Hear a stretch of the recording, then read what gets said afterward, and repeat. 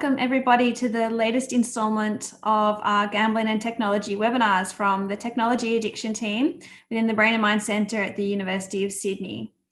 Today we have a very exciting topic that a lot of people have been asking about. We're going to be looking at esports and crypto betting.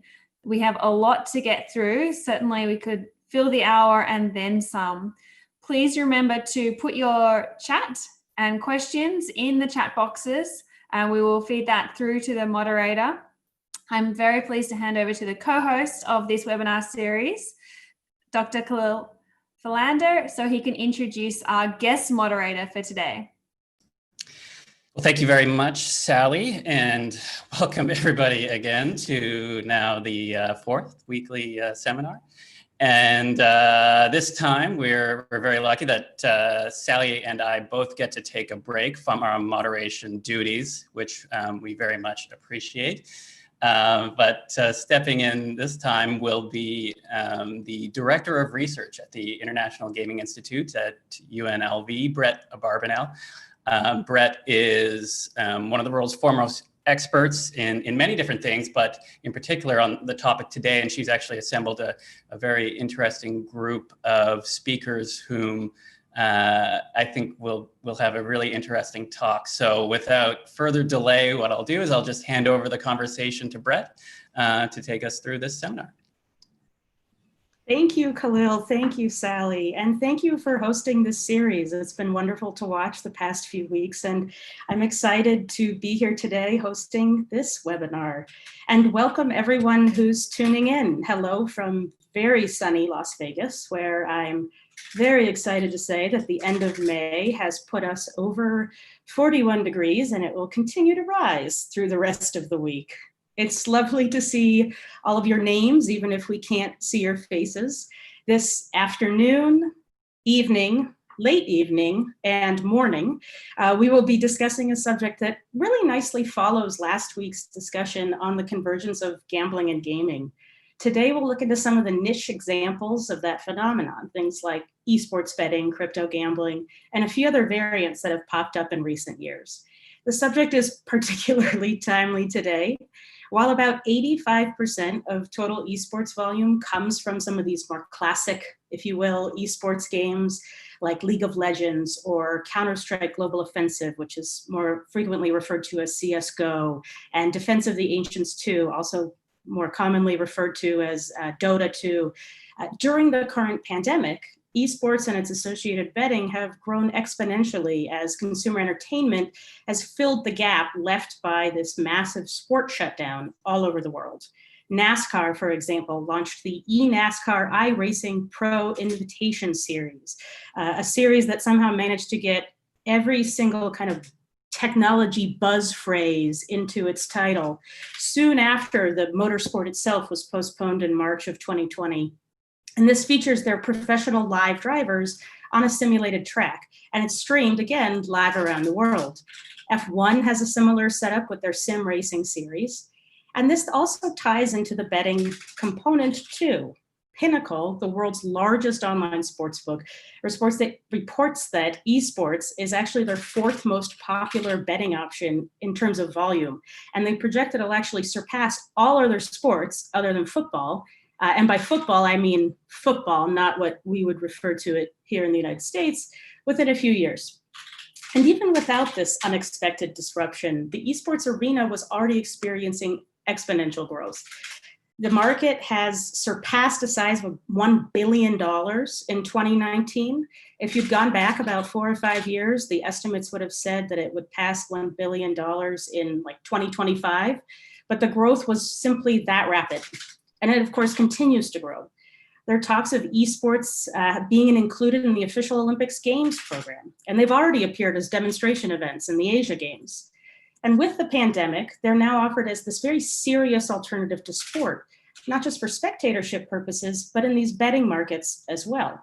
In addition to the already highly engaged spectator audience for esports, the sports drought, and thus the sports betting drought, is now exposing a lot of traditional sports bettors to esports too. And while the volume of wagering on these esports events has not quite matched sports wagering under normal circumstances, Esports and associated betting have largely been resistant to the COVID-19 economic pressures. Because these games are very easily played on a network, competitors with, very important point here, a stable internet connection and adequate equipment can really easily meet the physical distancing requirements that are still in place in many places around the world. Real-time streaming of gameplay is common, and streams can be watched at home or over popular streaming services such as Twitch, YouTube, Facebook Gaming, Douyu, Huya. I'll even throw Mixer into that. And this makes for an incredibly durable industry for spectatorship of video games. With our other subjects today, crypto esports and esports betting are strongly linked. Much of the early use of crypto use in games and gaming was actually tied to esports, whether that be from fundraising purposes to organizational development, and its association with esports betting was pretty similar in fashion. Crypto use tends to display pretty similar demographics to esports consumers. So it's natural that companies would be integrating these innovative elements that fit such a tech-savvy group. And crypto interest has skyrocketed, especially in recent months. The price of the largest cryptocurrency is actually up about 90% since mid-March. Projects like Facebook's Libra Group has drawn huge attention, not just from investors, but also from lawmakers. And with so many engineers, developers, and designers building on blockchain platforms, actually just the other day, Reddit co-founder Alexis Ohanian referred to this renewed momentum as the crypto spring. Crypto has long been immensely popular in esports betting startups. Unikrn and Skrilla are prime examples of these. And the relationship with blockchain is also highly relevant to esports and betting, particularly in the case of things like non-fungible tokens, such as VGO skins, which Joseph will discuss in his presentation today. Beyond this, decentralized platforms for gambling have become increasingly common, with the storage of tokens on a distributed ledger atop a cryptocurrency network. Such platforms raise many questions, and I expect there will be many today. And luckily we have Oliver here to discuss this in his presentation today. So let's get to it. Today will be a little bit different in format from weeks past. As Drs. Gainsbury and Philander have mentioned, one of the goals of this series is to feature early career researchers and to offer a platform for research work that might get hidden in the absence of some of our in-person meetings. It's also a place to learn. So today we'll have two presentations, first from Joseph and then from Oliver, and our guided discussion will follow. I'll largely engage the audience questions at the end of the presentations, but of course, if there's anything that's particularly timely to presentation points, we may just end up bringing those in earlier. So with that, I'm going to turn this over to our two experts in the space. I am pleased to introduce the two gentlemen who join me here on screen. The first is Joseph Macy, who is a doctoral researcher at the Faculty of Communication Sciences at the University of Tampere. His current work investigates the relationships between the consumption of contemporary digital games and participation in newly emergent gambling activities. His associated research interests include problematic and potentially problematic media consumption, cognitive biases in media users, digital economies, and virtual items. In addition to active engagement with social outreach organizations and presenting his work at international academic conferences, he has advised the Gambling Administration of Finland and been an invited speaker at the Gambling Regulators European Forum in 2018 and the Nordic Conference on Gambling in 2019. The other gentleman you see on screen is Oliver Scholten, who is a PhD student in computer science at the University of York in the UK. His research explores the use of cryptocurrencies for gaming and behavioral tracking techniques using player transaction data. During his PhD, he's written evidence on the topic of cryptocurrency gambling for the House of Lords in the UK and has published papers on analytical methods for virtual economies and the mechanics and prevalence of crypto games. His recent work focuses on understanding decentralized gambling applications, which will be the second presentation in today's webinar. So with that, let's kick off with Joseph, and I will hand it over to you for your presentation. Okay, well, thank you very much, Brett, for that very comprehensive introduction, and hope I don't disappoint. Coming to you from Finland, where you'll be surprised to learn it's not quite as hot as in Vegas at the moment. But right, let's get on with things. We don't have too much time. So today I'm going to be talking about these gambling activities and which are associated with video games and with esports as well in the wider sphere.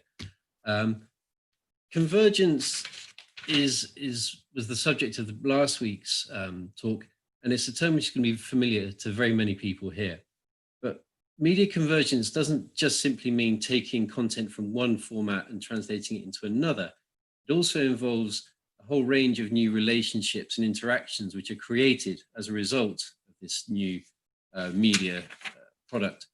And we find ourselves in an environment today where both technological and cultural convergence has resulted in digital games which incorporate varied forms of gambling and gambling activities which incorporate and emulate digital games. And esports, as you've mentioned, offers a really good introduction and a good example of this process of convergence. It's essentially competitive video gaming, and Brett's done a great introduction, so I won't talk about any more than that. But the important thing to realize here is that the formalization of competitive video game play has facilitated the development of a wider business ecosystem around esports, managers, teams, sponsors, trainers, etc. And this also includes gambling. Now, there are several gambling practices associated with esports, and it's common to hear the catch-all term esports gambling used, especially in mainstream media. However, this is something of a misnomer, as many of these activities do not directly relate to the practice of esports as competitive gaming. Rather, they include the use of virtual items, which are a feature of the games, which are themselves popular esports titles. An example is going to be skins gambling, more of which I'll talk about later. When I talk about esports gambling, I'm talking about predominantly esports betting, so sportsbook style wagers on esports. Fantasy esports is also included, but it's not quite so popular. Brett's already told about the size of the market in esports and the gambling market. But one thing which hasn't been mentioned so much is the unregulated market. And it's very hard to see and to estimate the size of this because, first of all, it's happening, I said it's unregulated, it's using virtual items, and it's very hard to quantify. However, what we can say is it's decreased in popularity slightly over the recent years, mainly because of technical changes implemented by major players, Valve, the publisher of CSGO. There we go. This is an esports betting site. There's all kinds of options here, but it's very similar to a traditional sports betting site. For me, one of the most interesting aspects of esports betting is its relationship to identity. And by that, I mean that in my work, I found a very strong positive association between engagement with esports and participation in both gambling in general and esports betting in particular. Well, this last one particularly is not hugely surprising.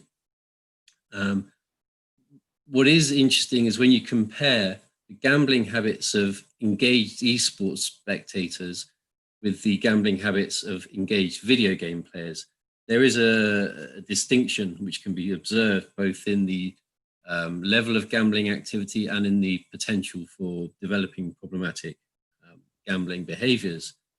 However, there is one area in which regular game players and engaged esports spectators are similar, and that's in a preference for games of skill over games of chance. That is, the higher the level of engagement with both video games and esports, the more games of skill are preferred. And this is true for both gambling directly related to video games and more traditional forms of gambling, whether online or offline.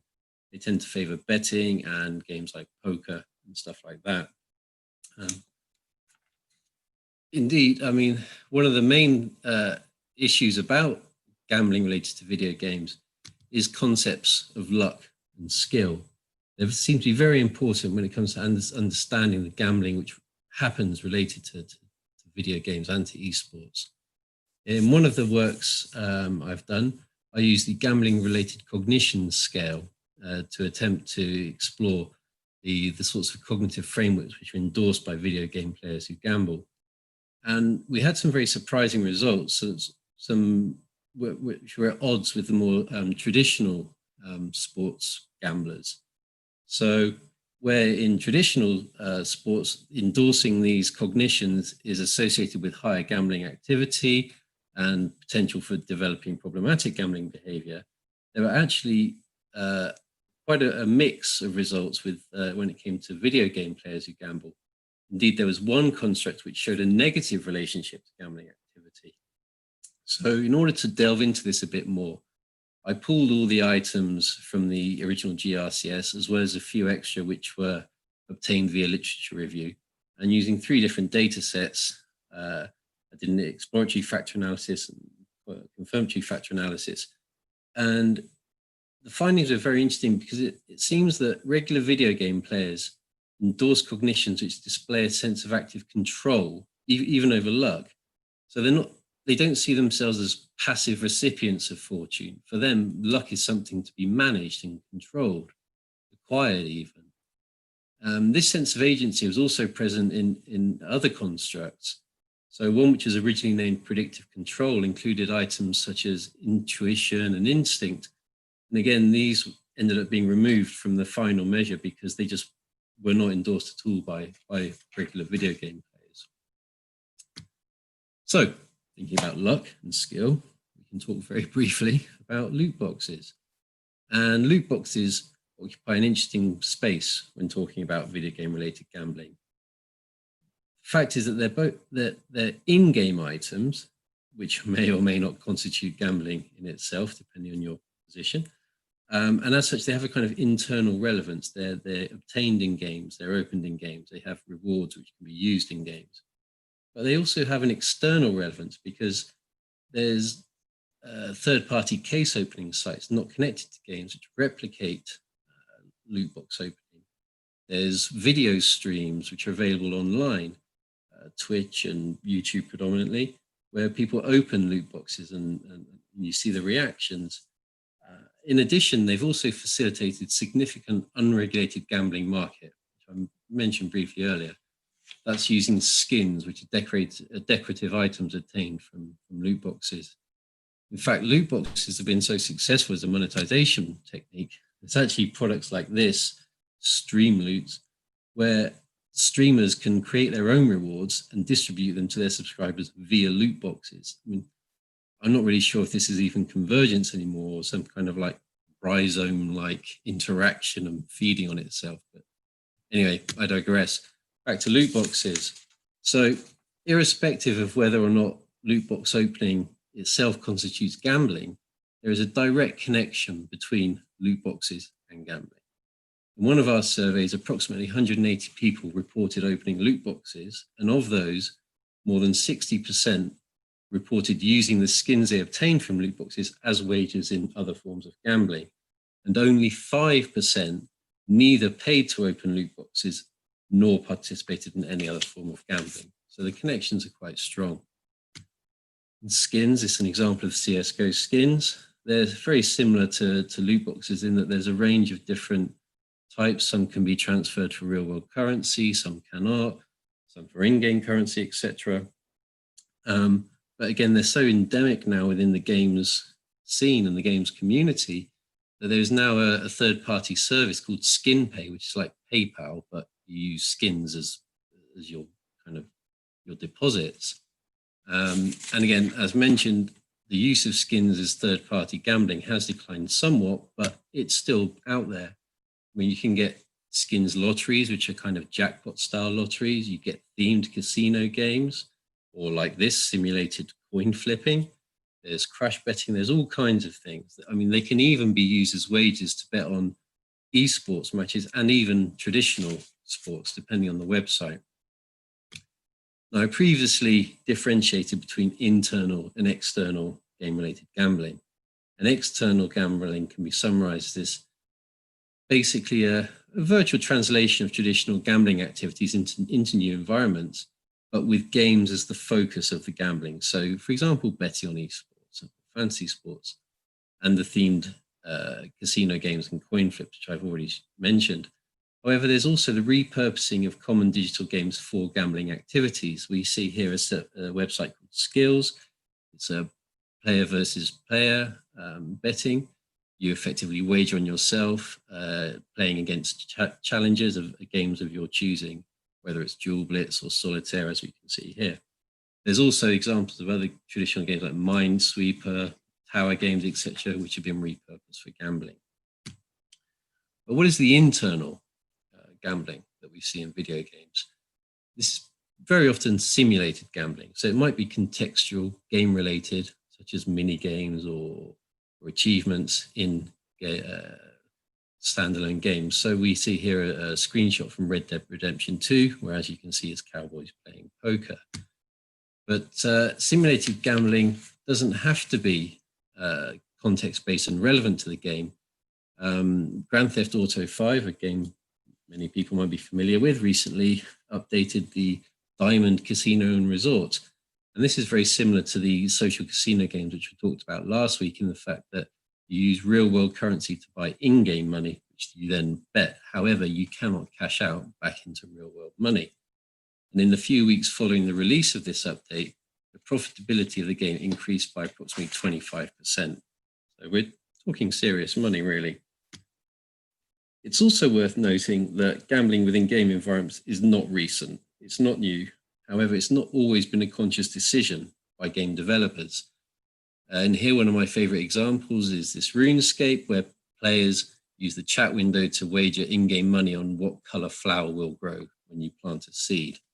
And there's many, many examples like this. There are other products which, like loot boxes, occupy the space between internal and external game-related gambling. So there's the Battle Pass from Dota 2, and it uses gambling to further engagement with a game.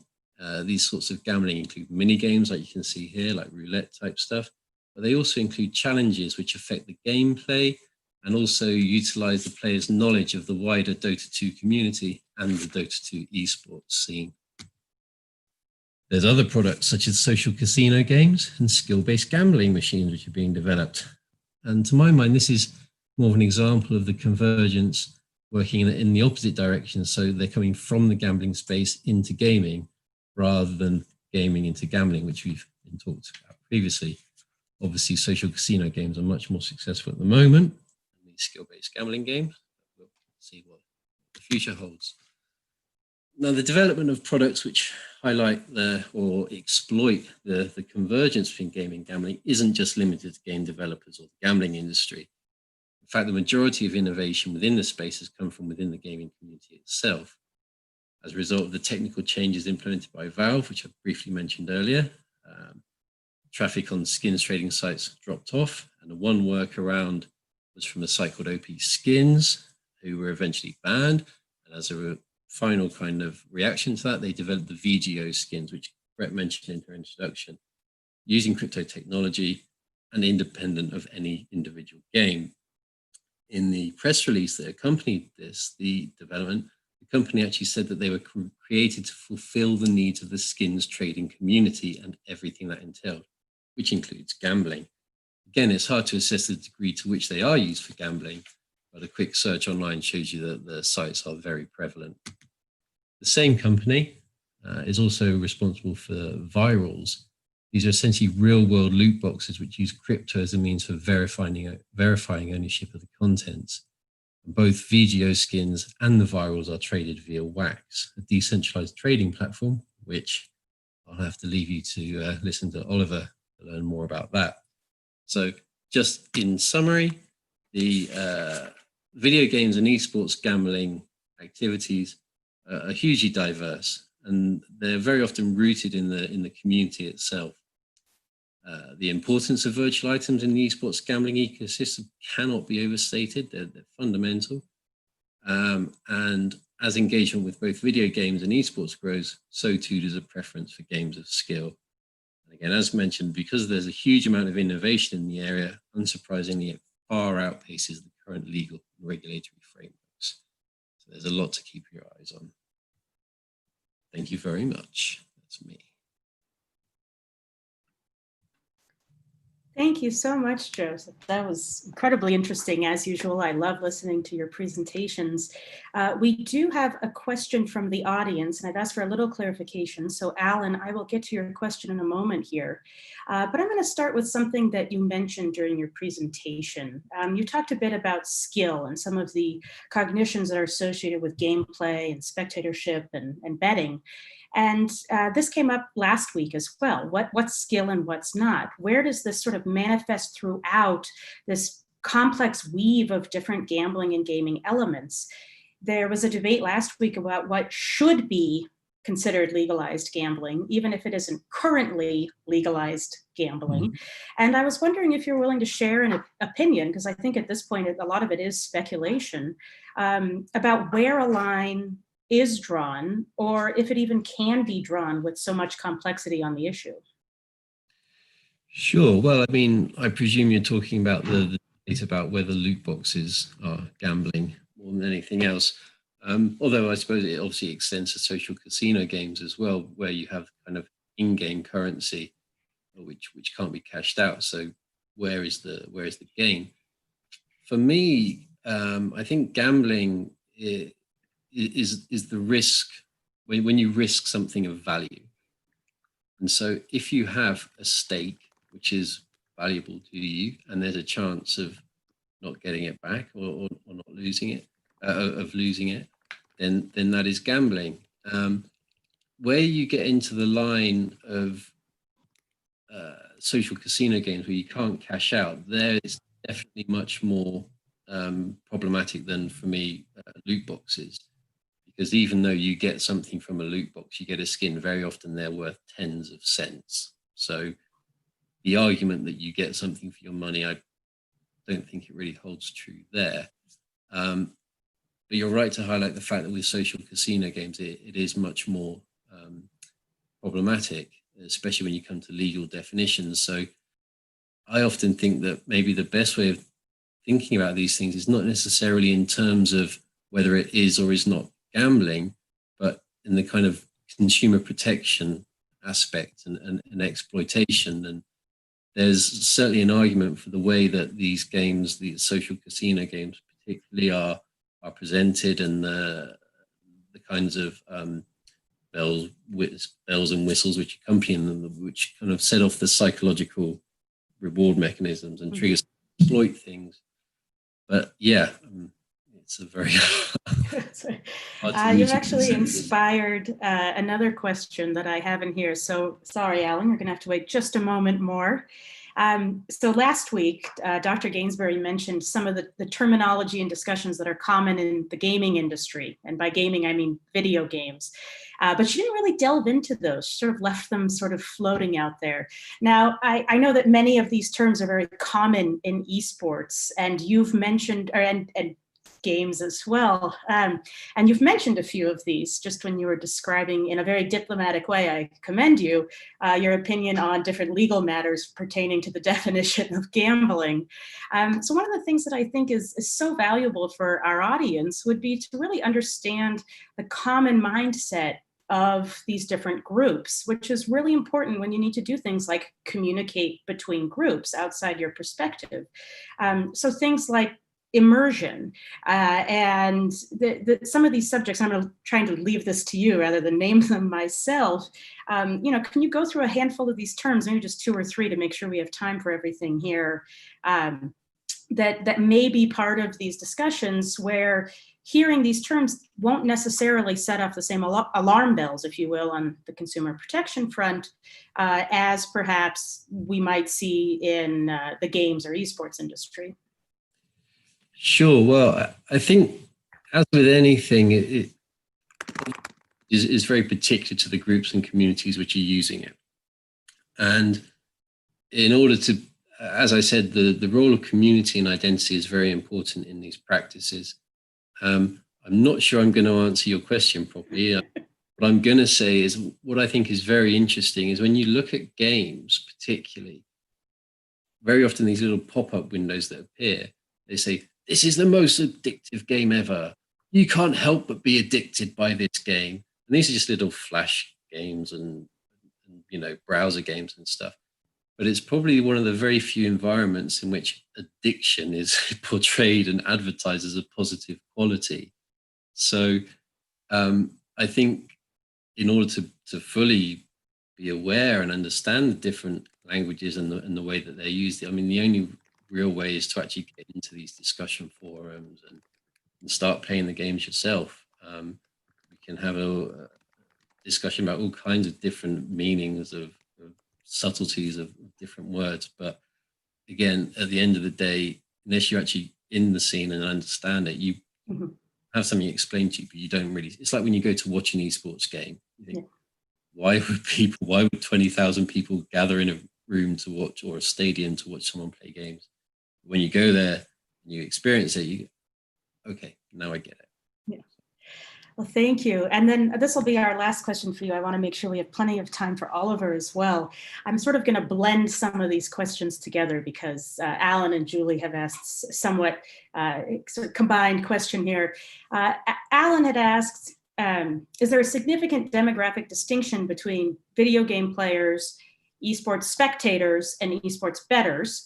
And then I'm going to roll that also in with something that Julie had asked more pointedly here, which is, are there certain age or other demographic considerations for those who are more likely to be esports bettors? There's a stereotype that it's this sort of 20-ish white male.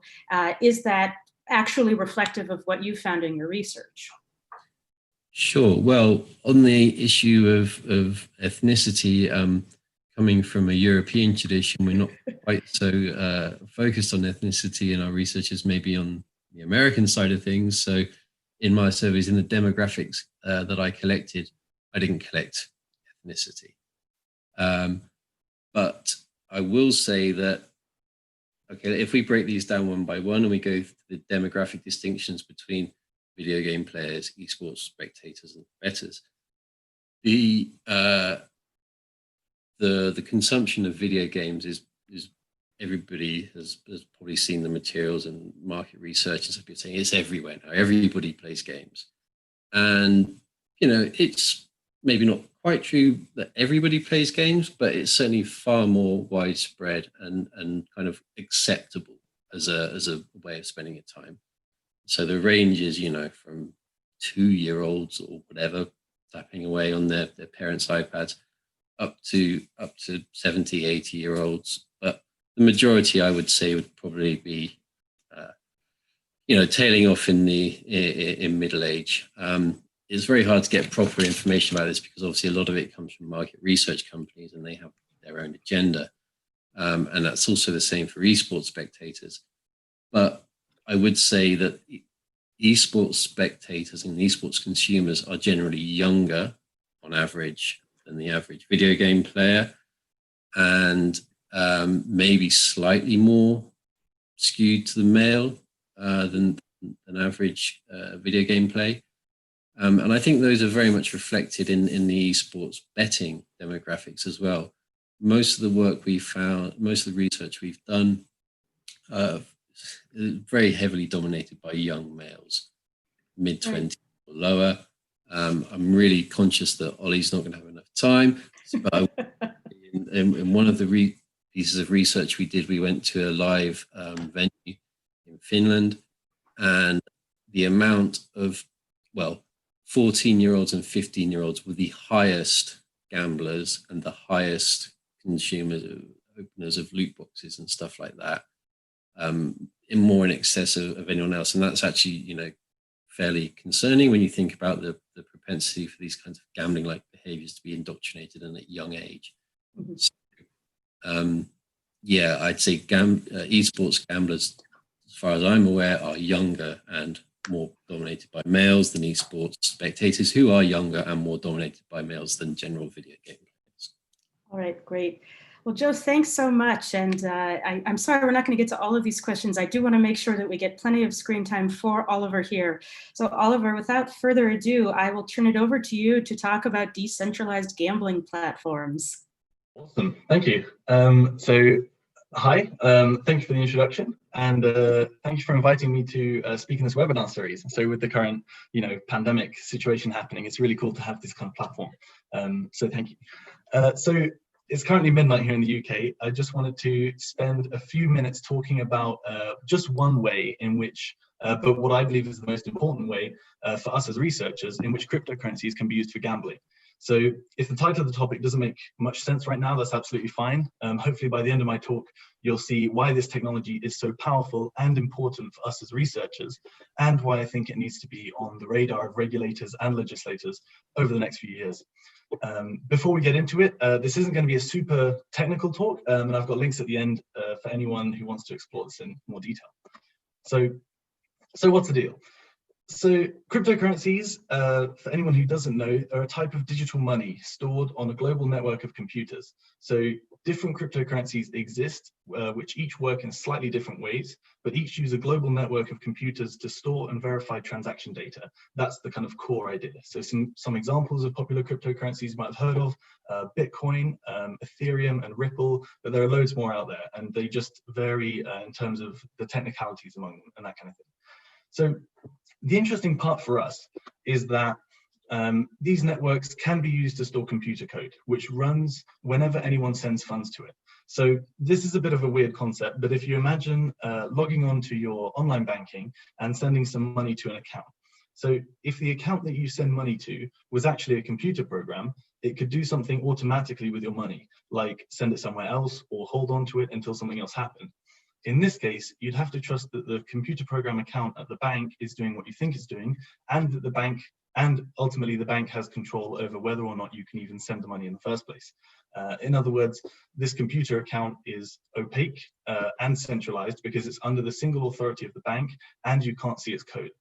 Following this example, the games typically provided by normal online gambling providers are also opaque and centralized. So consumers typically can't see the code behind the games they play, and the operator has ultimate control over their transactions. On the flip side, if this were a cryptocurrency account, no single authority could stop or alter this transaction because the cryptocurrency network itself is decentralized. It's spread across a global network of computers, each controlled by random people. So there is no single authority here. It's completely spread out and across international borders. So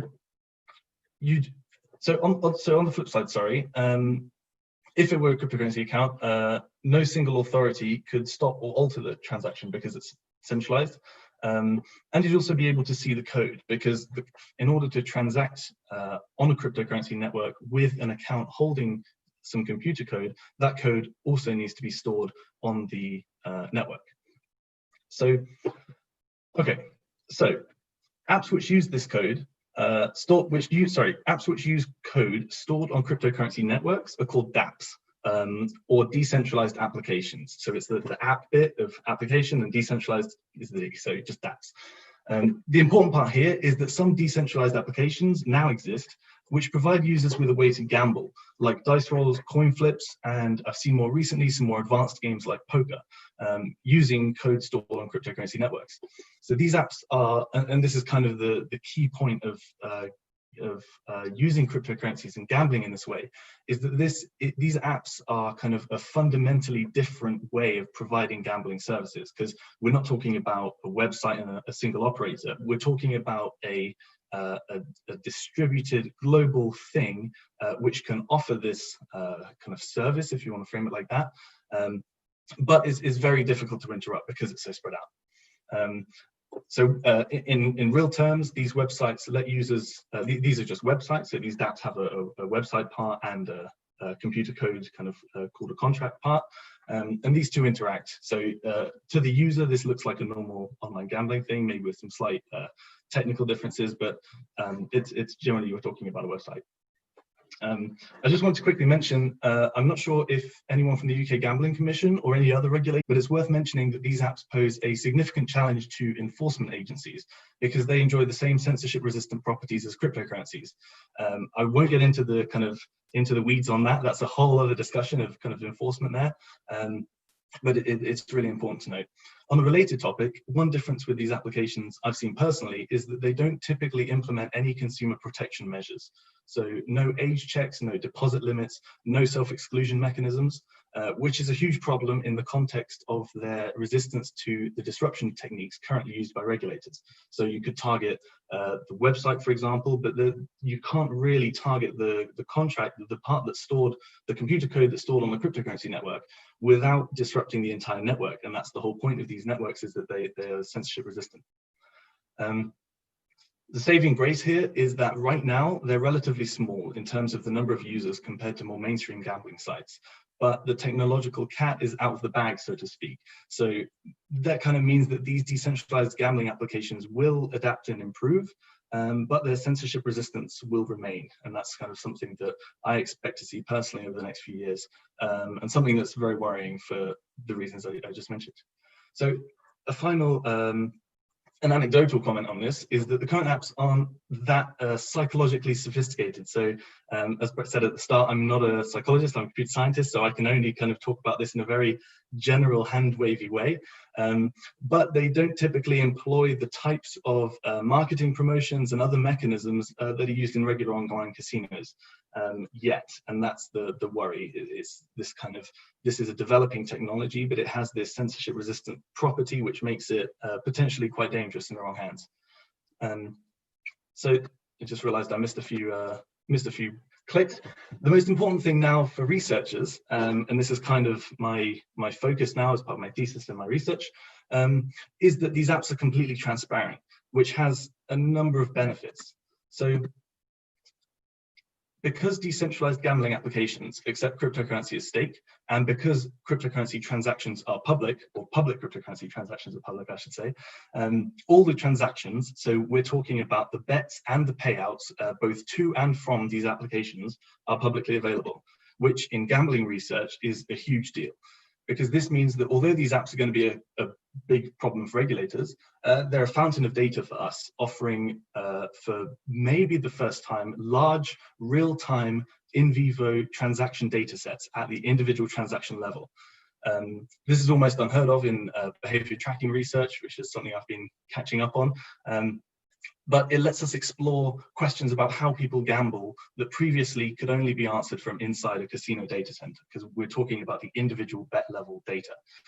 To get a rough idea of how much data these apps can generate, my paper linked just below the stream uses a data set of over 2.2 million transactions from just over 24,000 unique addresses, which represents just 3 apps operating atop the Ethereum cryptocurrency network. So that's one cryptocurrency network, and that's only 3 apps on that network.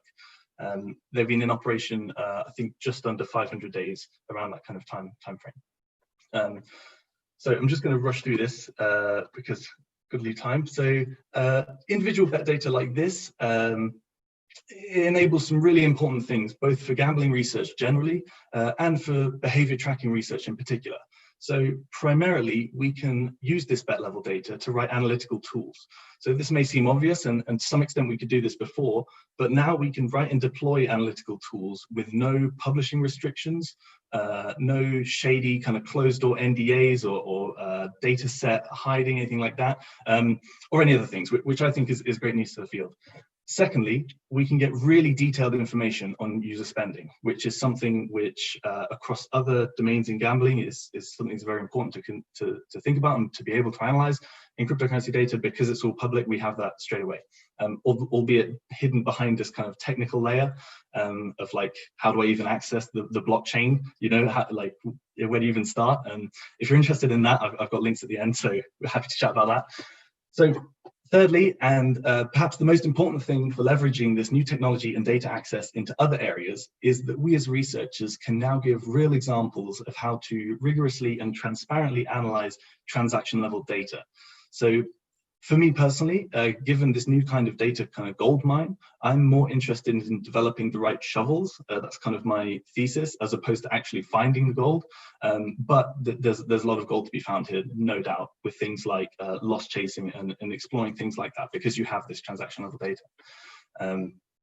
So this means writing open source analytics projects, which is something that I'm interested in. So get in touch again if you want to know more, and publishing large data sets to help other people in the field. So the paper link below has a large data set attached. I'm preparing the wiki and stuff for it now to describe, you know, the cleaning process and stuff a little bit more detail in the paper.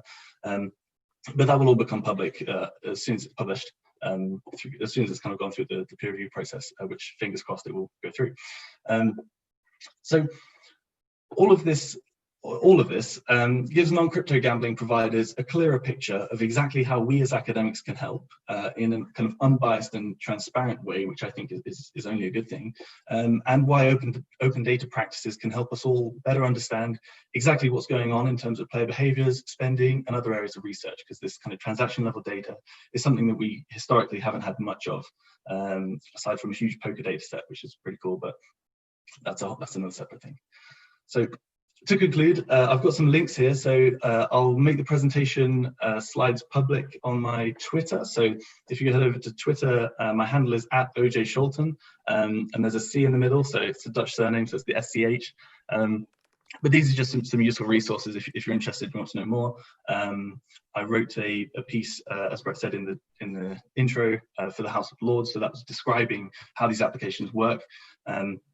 Also, because they're transparent, you can get real-time figures on spending, and you can get market capitalizations of cryptocurrencies just off the bat. There's websites for it. So that's it from me, and thank you. Back to Brett. Thank you, Oliver. That was, as always, wonderful to hear from you. Every time I hear you talk on this subject, I learn something new. So I'm thrilled that you're able to join us. I'll say today, because it is today for me, but I know that for you it is now tomorrow. So thank you again. We have quite a few questions from the audience on this one, so I'm very excited to get started here. I'm going to start with one from Kate DaCosta, who says this is a newbie question, but I think actually it's an excellent question that is not newbie at all. She asks about what you mean when you say disruption. So here, for example, she asked, when you say disruption, do you mean stopping the money from getting in? So for example, is this like the credit card ban that's now in place in the UK? So disruption here in my brain is kind of two things. It's stopping, if you imagine a regular operator doing something that the regulator probably doesn't think they should be doing, and they decide to enforce that regulation, then they have a couple of options. They can take the finance route and stop people from spending money, which you can do with a normal operator. Or you can do the kind of knock on doors approach and start closing down servers and things like that, and kind of physically going to location. The point here is that because there is no single physical location, the regulator doesn't really have anyone's door to knock on in that sense. There's no email address you can send to be like, please, can you take this code down? There's really nothing. The only kind of point of disruption is the website itself. And even then, we've seen with other types of, I'm not sure if illicit is the right word, other types of websites offering shady things like the Pirate Bay and different kinds of movie streaming. If you have this model where the server is distributed and the website is public, then you take one website down, another one pops up, or another 4 pop up. And so I think from a disruption point of view, that's something that we need to be quite cautious of. I'm not sure that answers the question. Seems to be pretty good. Kate, please let us know in the comments if you have any further clarifications that you'd like.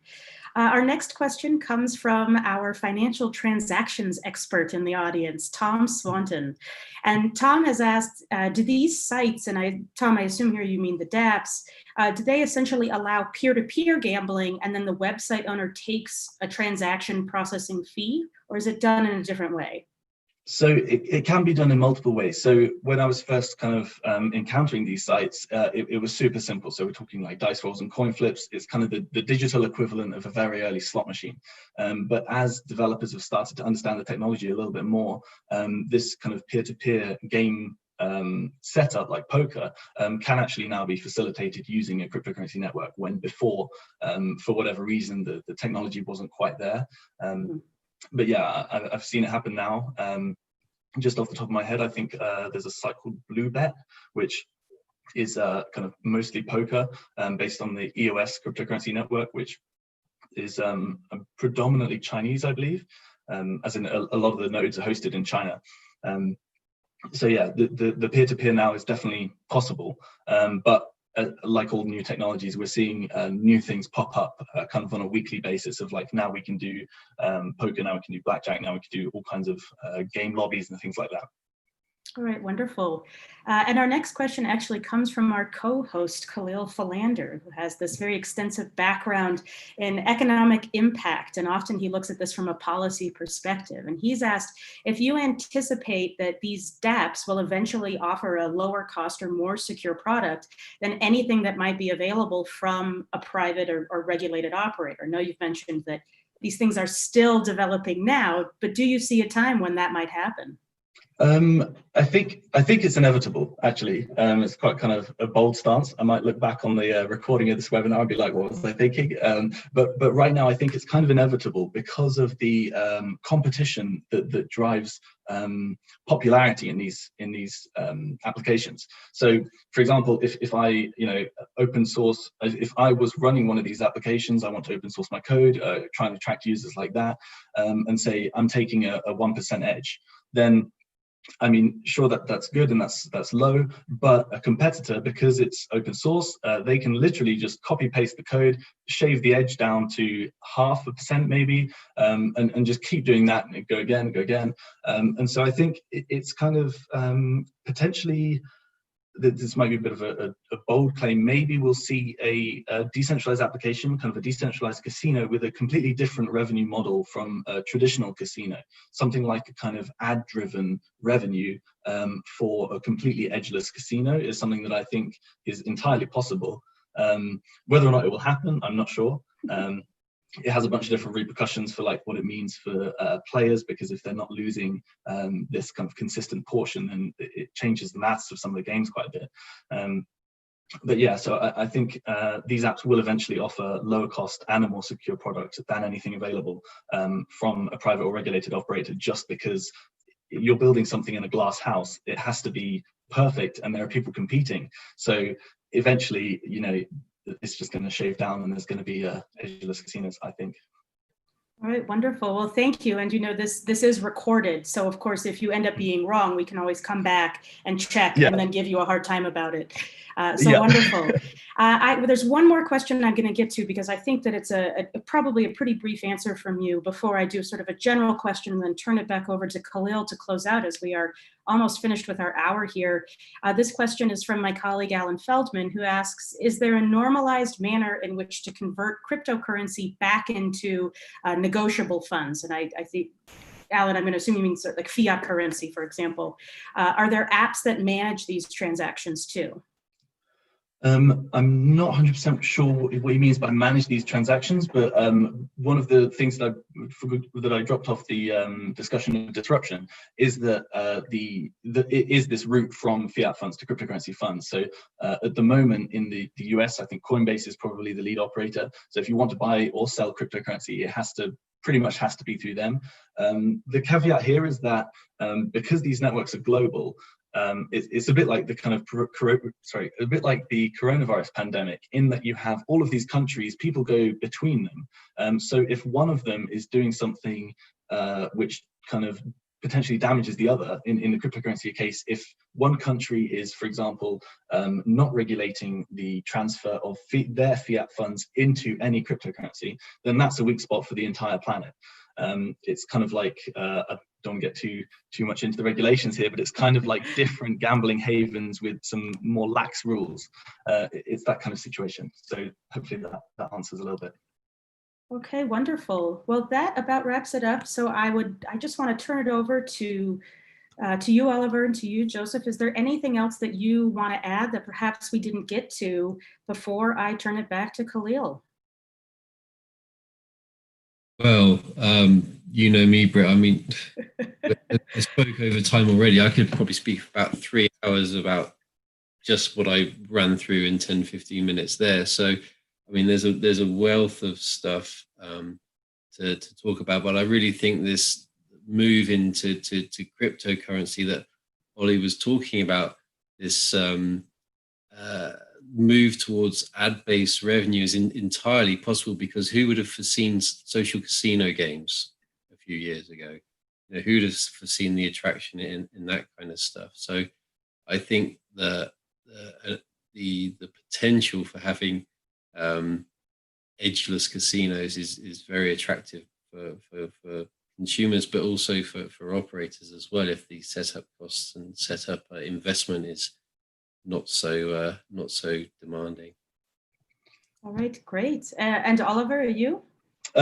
I just mentioned, so the discussion here omitted a bunch of technical details, how to access the data, how many networks there are, how it all works kind of at a deeper level. If anyone watching, if you're an academic and you want to, you're interested in accessing these data sets, I can help, or understand these data sets, how to access them, I can help. If you're a regulator, you want to know more about this, I can help, hopefully.